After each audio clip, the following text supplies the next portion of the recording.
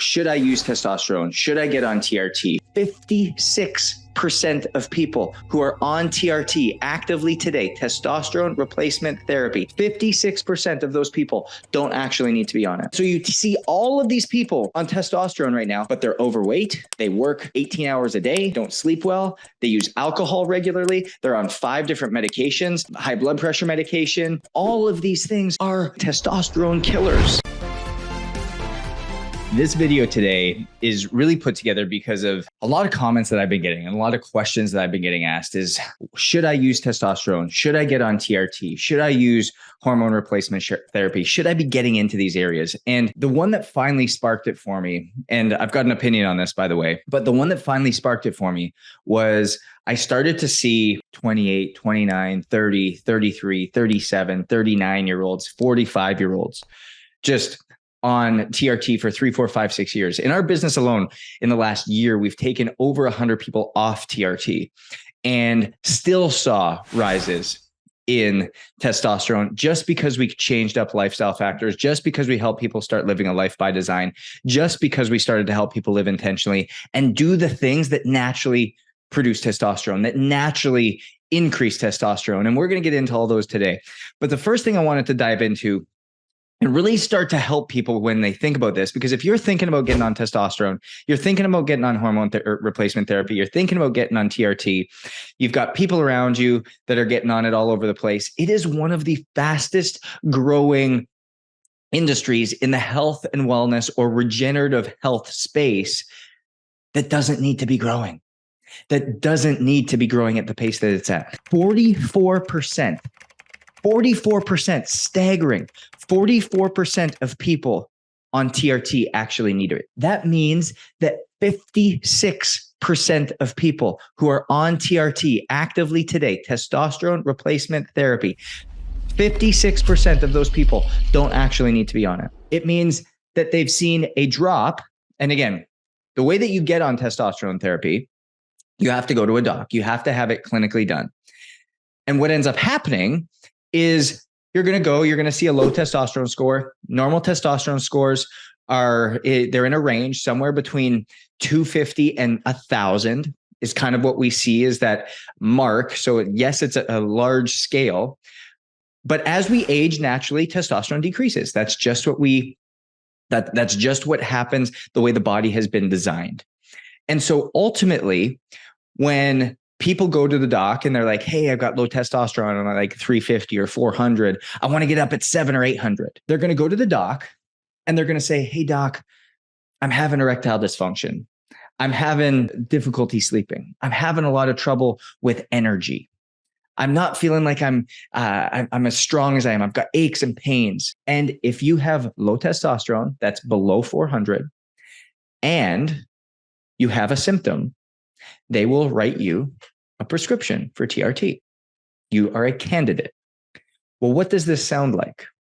I've talked a lot about this because I was very heavily involved in the opiate epidemic. And I've talked about this. People would go in looking for Oxycontin, looking for some other opiate, for a painkiller. And they'd say, hey, I've had this injury. And I've got pain in my back. I've got pain in my shoulder.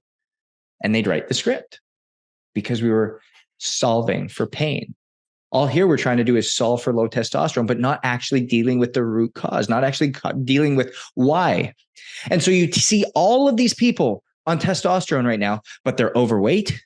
They work 18 hours a day. They don't sleep well. They use alcohol regularly. They're on 5 different medications, high blood pressure medication, maybe blood thinners, maybe cholesterol medication. All of these things are, and we're going to get into them in a second, testosterone killers. And so you're telling me you're living a lifestyle that's actually drawing and killing your testosterone, but yet you're going to go after TRT as the solution because of the way that you're living. It drives me up the wall. 28, 30-year-olds, 35-year-olds, 45-year-olds, 50-year-olds going on TRT when it's unnecessary. And so I want to dive into like how testosterone is actually made. We have to get our minds around the fact that testosterone is actually a hormone that creates massive changes in our body. So when we think about how testosterone is made, when we think about where it comes from and what happens, So there's something in our brain called the hypothalamus. The hypothalamus releases something called GnRH. Okay, GnRH. And that stimulates the pituitary gland. The pituitary gland, again, lives in our brain, and the pituitary gland stimulates luteinizing hormone, or LH. LH stimulates our gonads, or our testicles, to release testosterone. Now, that is literally the system that occurs. But what we'll also find is that when you add certain micronutrients like vitamin D to your skin, it increases the release of testosterone from the gonads. So when we come back to all of this and we see all of this, there's a multitude of areas and a multitude of things that we want to make sure of. Number one is that we don't have a micronutrient deficiency. Micronutrient deficiency in vitamin D, vitamin D3 specifically, vitamin C, and all the B vitamins.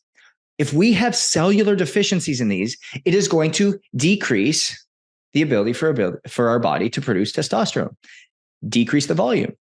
So if you just go and start going on TRT, which is a end of the road product, right? So if we think of a pyramid and all of a sudden we go through it, okay, GRNH stimulates pituitary, creates LH, stimulates the gonads, produces testosterone. Well, all these other vitamins, vitamin B, vitamin C, vitamin D, are also producing this. It's an end product. If we're just giving our body this end product, what happens to everything down below? The body goes, oh, we don't need to produce this. We don't need to produce this at this mass scale. We don't need to produce as much of this. So all of a sudden we become even more deficient and our body stops other processes. Because I'll tell you right now, luteinizing hormone isn't just responsible for testosterone. GRNH isn't just responsible for producing LH. They do so many other things. And so those productions also slow down. So there's a multitude of effects here. If we just keep going and start adding testosterone as an end result. I want to dive into 10 testosterone killers because, okay, people are like, okay, well, I have low testosterone. I want to increase my testosterone. I want to get this up. I have been thinking about TRT because my friends have gone on it. Everybody I know around me is on it. They all say they feel like they have more energy. They feel better. Yes, that's true. That might be the outcome. But what is the side effect down the road outside of all of these other things that we know are actually going on? It's been studied numerous times. There's been increases in prostate cancer. There's been increases in mood swings. There's been increases in different reproductive issues, but yet we don't have the finalized. There needs to be further studies to start to see what the actual causes are, because we've seen just a massive rise over the last 5 years in testosterone use. But what we do know is that 56% of people who are currently using testosterone replacement therapy don't actually need it. And don't give me the argument of the anti-aging. Don't give me the argument of longevity, because when you give me that argument and you go and you have 5 beers and you go and have pizza and you go and sit on your couch and you go and watch Netflix and you go and smoke and you go and work 15-hour days and you go and you eat high sugar, high processed foods, and you go use and aren't intentional about certain cleansers you're using and certain soaps you're using and all these things, which we're going to get into in the killers. Don't tell me that you're focused on longevity just because you want to take a shot of TRT and take the simple way out to increase testosterone while not actually changing your lifestyle habits, your lifestyle habits, behaviors, and the other things in around you. Don't tell me that. That's a poor argument, a very poor argument. 56% of people don't need to be on TRT, plain and simple. Done, because it's all an environmental thing and about the habits and behaviors we're looking at. So let's dive into those 10 killers right now before we can even start thinking about it. Number 1 is vegetable oils. Massive, massive, massive testosterone killer. When we think about this, it absolutely wrecks testosterone levels. And the reason behind it is the extraction process of vegetable oil often uses chemicals that are bleaching and deodorizing techniques, which can potentially minimize the health benefits to us, but also lower testosterone regulating hormone. So meaning that when we're taking in these oils, be it from French fries, be it from chips, be it from even just that we cook on our own, all that, and every restaurant, you have to ask at every restaurant, do you use vegetable oils? Because this is something that always happens. So it's recommended to use oils such as olive oil or coconut oil to prevent this problem. And we should refrain from using vegetable oil. So if you're not actively asking, are you using vegetable oils or not? You probably should not go for TRT. Number 2, high stress and anxiety levels. So we know when you're under a lot of stress, your body releases high levels of a stress hormone called cortisol. Now, I do not want this video to be thought to be cortisol is the bad hormone. No, we need cortisol. It's the energy hormone. We need cortisol high in the morning. We need cortisol to rise during the day. We need it slightly to drop at night. And then we need it to drop really low at night so that melatonin can rise. But excess cortisol blocks the effects of testosterone.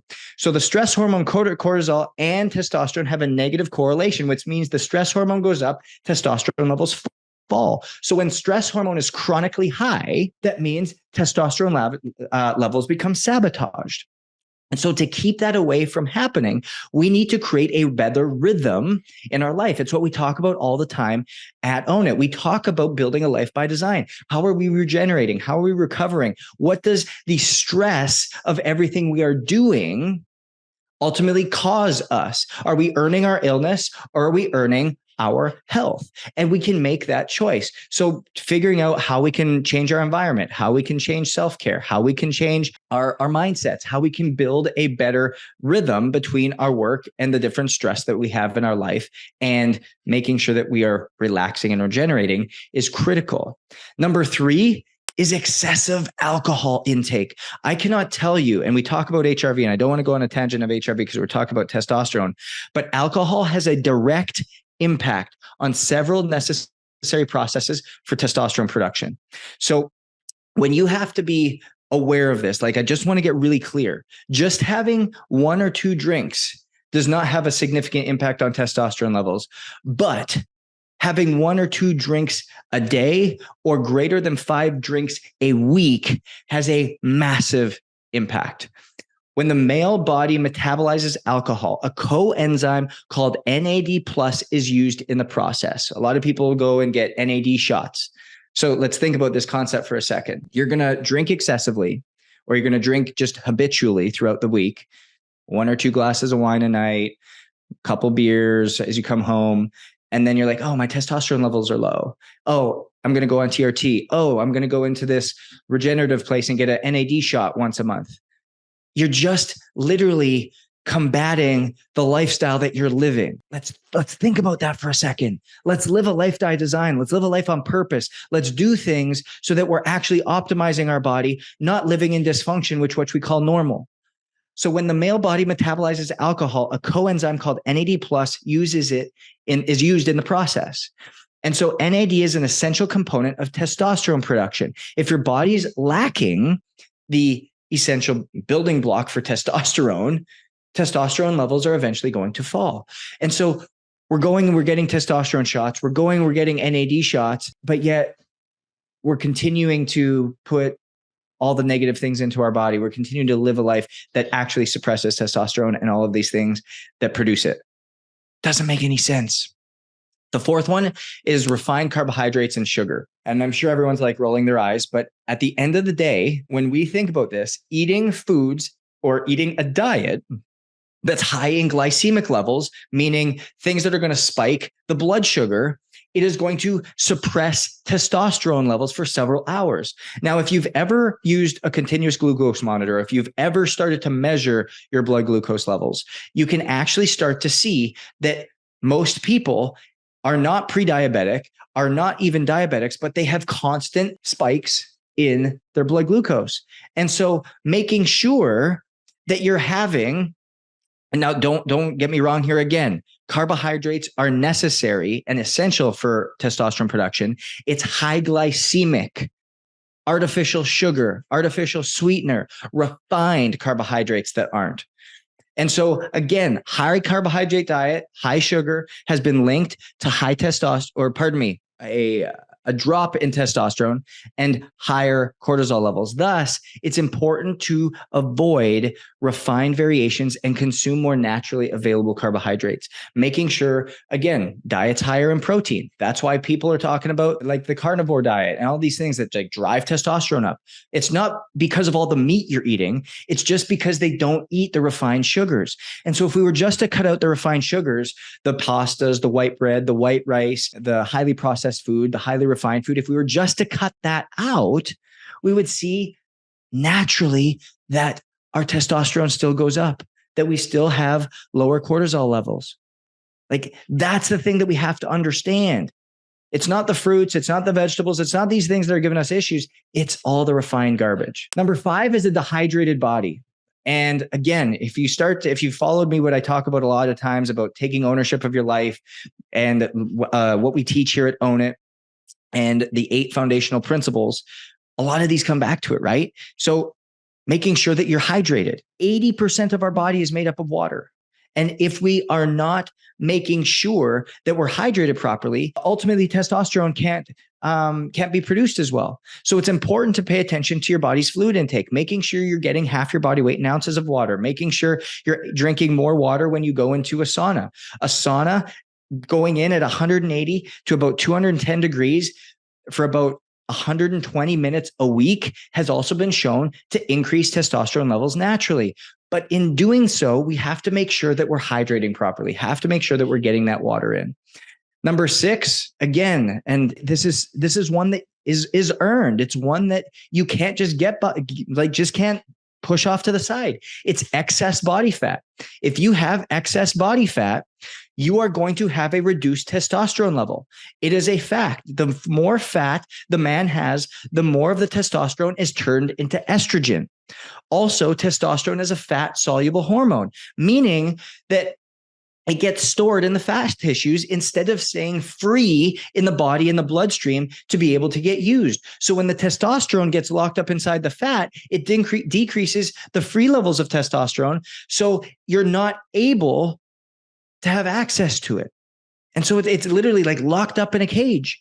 And so the fact that you have that excess body fat means you're going to have lower testosterone levels. I've seen it all the time. People who are overweight, they're like, well, I just have low testosterone levels. Yeah, because you haven't worked out, you're not training well, you're not getting after it, which takes us into number 7, which is a lack of exercise. Just like obesity, just like being overweight, just like having excess body fat, a lack of physical activity takes its toll on testosterone levels. An easy way to boost it, literally a hack, if you will, is just to go start weight training.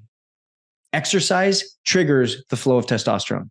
It is a fact. There are hundreds of random controlled studies that talk about going and getting exercise and training and show the result that the greater training, the more weight resistance, the more consistent, the higher the testosterone level. Number 8 is medications. And I talked about this at the beginning.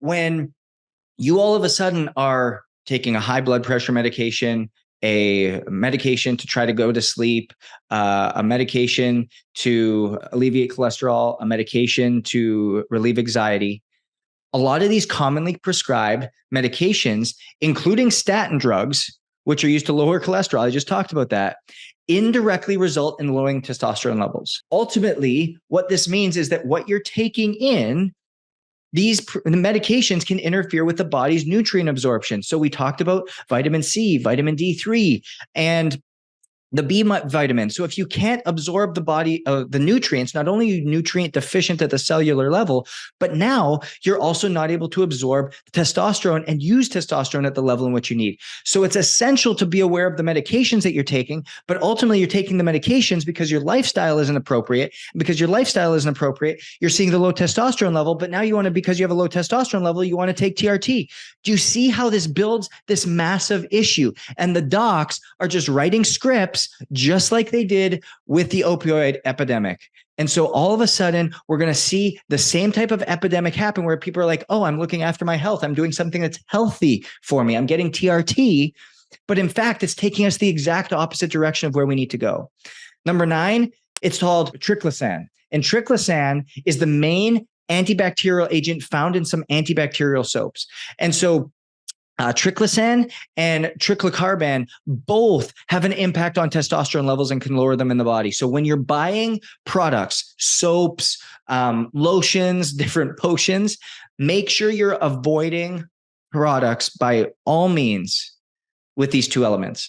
They can be found in toothpastes, they can be found in soaps, they can be found in detergents, they can be found in kids' toys, surgical cleaning substances, other cleaning products for your home. But look at the back when buying these products. You want to make sure, and those, I'll say them again, triclosan and triclocarban.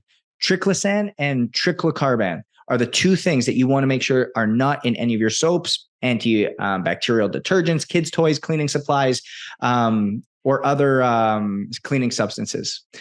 And then lastly, this is the one I think all us men, we want to stay looking young, right? But female hormone mimickers. And female hormone mimickers, the xenoestrogens, are found in many products for skincare and personal care, cleaning products, outdoor products. And so these female hormone mimickers are actually chemicals that mimic estrogen. And when you put them on your skin is the largest organ in your body. It absorbs them, which limits, again, it sends a message to limit testosterone production in the body. So be careful when buying such products, skincare, personal products, underarm deodorants, different outdoor products, different sprays, sunscreens, all these types of things. Be careful when you're buying products and avoid their use. So xenoestrogens, you're going to find them. They're female hormone mimickers. If there's something on the ingredients list of your facial care, of your facial products, of all of these things, make sure that you look them up and see, are they a female hormone mimicker? And if they are, get rid of it. Do not use it. My goal with this is to bring awareness to how we as a society and how as a culture, we have just gone and said, hey, I'm just going to go and default to using TRT. I'm just going to go and be like everybody else, but actually not realizing that we're dysfunctional in how we're living. And we've made something normal that actually should not be. We've made something normal that actually is holding us back from realizing something far greater. And so the actions that I want you to take are, number one, living a life by design. When you live a life by design, when you ultimately are aware of what's happening, and we talk about this at Own It all the time, HRV is the number one thing that we can do to understand how our body's adapting to stress and strain. But I just gave you 10 testosterone killers. And if we're not going and reanalyzing our life and saying, hey, how are we actually living? Is this something that's impacting me? Is this something that I'm doing? Then we're just like saying, oh yeah, I don't want a high testosterone level. I'm just going to take the easy way out and pay for it. And then I'm going to have the consequences that come along with that. So living a life by design, making sure that you get rid of all the vegetable oils, making sure that I want to make sure I get my list here, getting rid of all the vegetable oils, make sure you're managing your stress and anxiety, make sure you're mitigating the alcohol consumption, you're keeping your refined sugars low and making sure that your diet is focused on quality carbohydrates and high levels of protein, making sure you're not dehydrated and getting the proper amount of water, making sure you don't have excess body fat, and making sure that you've got an increase in exercise, that you're constantly moving. You've got weight training, you've got conditioning, you've got sprinting, you've got all these things in your day-to-day, your week-to-week. You're aware of the medications that you're taking. You're aware of the triclosan that could potentially be in your soaps and these other things. And you're being aware of the female mimicking hormones that could be in some of these other products that you're using. Be aware of these things.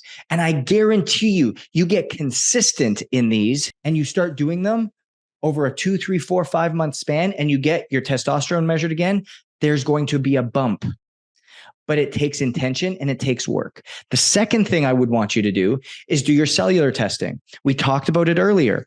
Vitamin C, vitamin D3, and all your B vitamins increase not only the production of testosterone, but also the absorption of testosterone. So if you don't know if you're cellularly deficient in something, and I'm not just talking about a simple blood test, I'm talking about a cellular blood test. I want to know what's not in the blood serum, but what's actually in the cell of your blood, like what the body has access to. It only has access to what's in the cell. And so if you notice and you get this test done and you identify that you are low in any of these micronutrients, micronutrient deficiency leads to chronic illness. And it's only because your body doesn't have what it needs. It doesn't have the raw materials. So then we can create, again, we do this through Own It. This is why we talk about a life of intention, a life by design, living in accordance to what your body is asking for. The moment that we do your micronutrient testing is the moment that we can start to create supplementation, custom supplementation for you, so that we can ultimately reverse these.